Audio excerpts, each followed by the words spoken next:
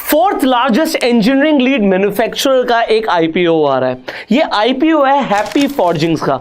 अब फॉर्जिंग, आप में से कई सारे लोगों को पता होगा कि अलग अलग मशीनरी पार्ट्स बनते हैं। ज़्यादातर पार्ट्स ऑटोमोटिव सेक्टर के लिए बनते हैं, ऐसे कमर्शियल व्हीकल्स के लिए बनते हैं।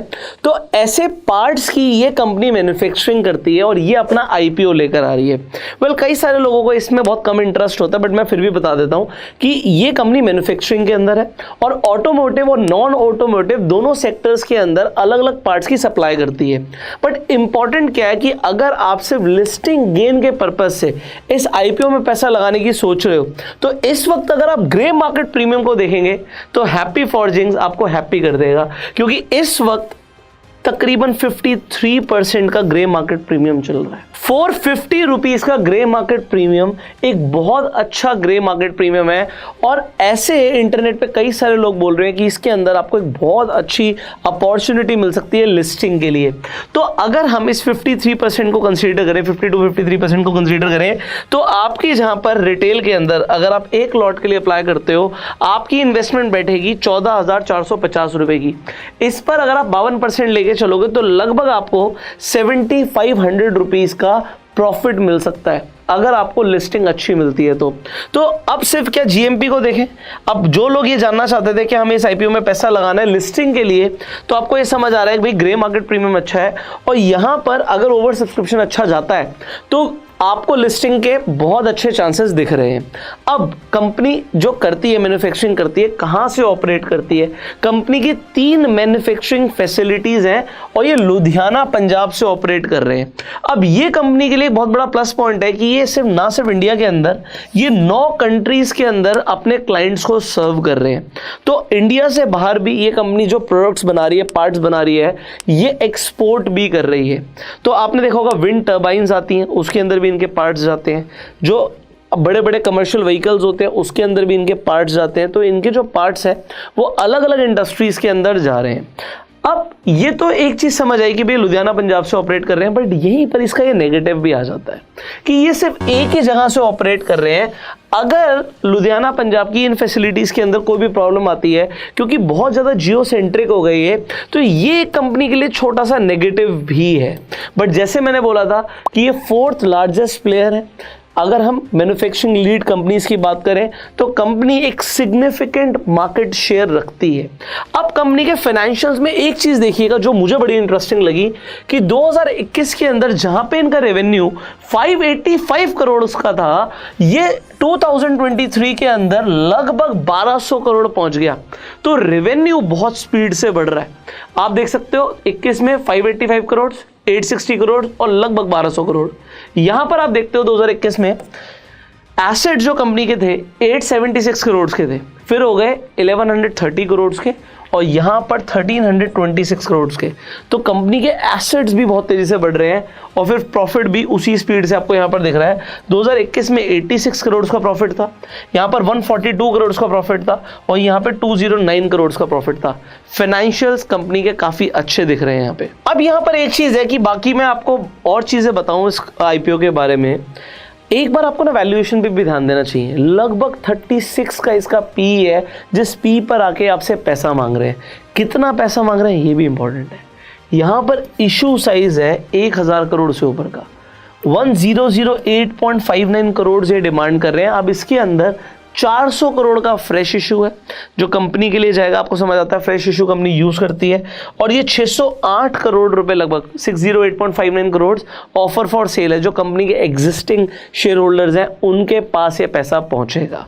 तो ये एक इंपॉर्टेंट चीज है कि कंपनी एक तो हायर पी है मेरे हिसाब से, बट अगर आप पीयर कंपैरिजन करोगे तो शायद आपको लगे कि फिर एक डिसेंट वैल्यूएशन पर ला रहे हैं। तो पीयर कंपैरिजन जरूर कर लीजिएगा, एक बार अपनी फंडामेंटल एनालिसिस कीजिए खुद से इन्वेस्टमेंट डिसीजन लेने से पहले।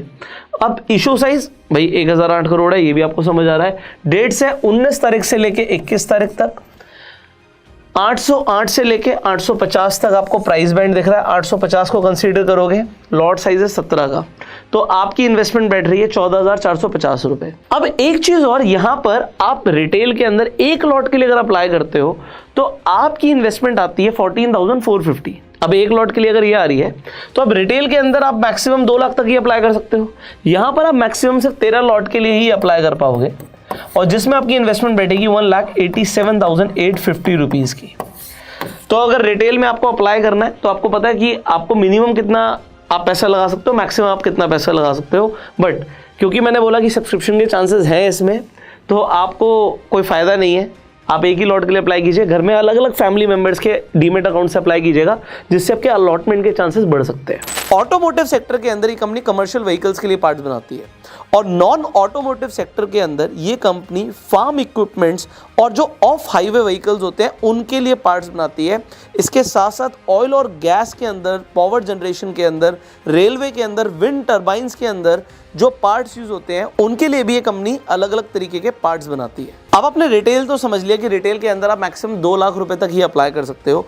अगर आपको 2 लाख रुपए से ऊपर अप्लाई करना होता है तो आपको HNI कोटे के थ्रू अप्लाई करना चाहिए। अब HNI के अंदर आपकी मिनिमम इन्वेस्टमेंट 2 लाख की रहती है।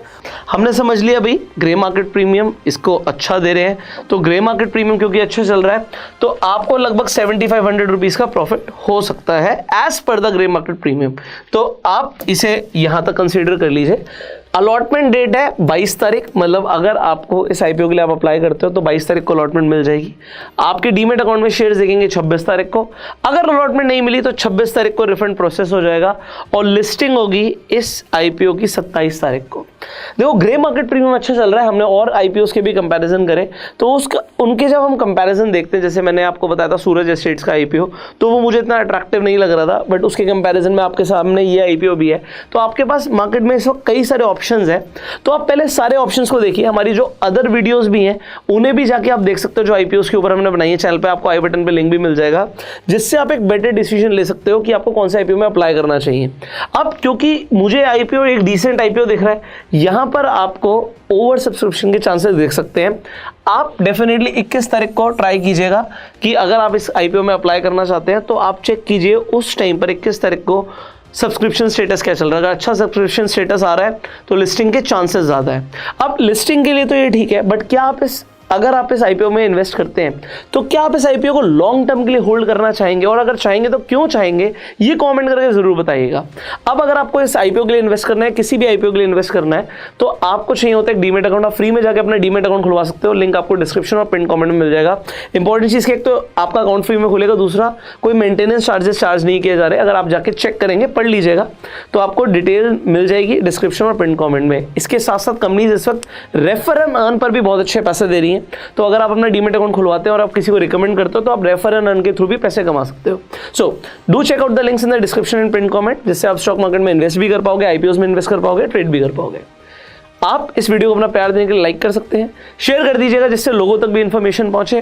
Finally you subscribe this channel, click on the bell icon and go self made. जय हिंद।